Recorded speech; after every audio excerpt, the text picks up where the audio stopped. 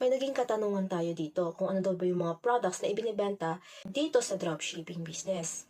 So, as you can see, nandito yung mga health, beauty, and wellness na products namin na kinikater worldwide. Ibig sabihin, pwedeng magbenta all over the world. So, narito ang aming flagship product, which is yung JC Organic Barley na sobrang daming health benefits, kaya naman mabenta. At hindi pa nadagdag yung mga bagong products dito. At may mga soon-to-be launched din na products pa. So, padami yung mga products dito. At syempre, meron din tayong products sa ating food business. Sa food business naman, narito ang mga food franchises na pwede mong ibenta nationwide. So, siguro naman kilala mo itong Siomai King dahil ito ang aming flagship product.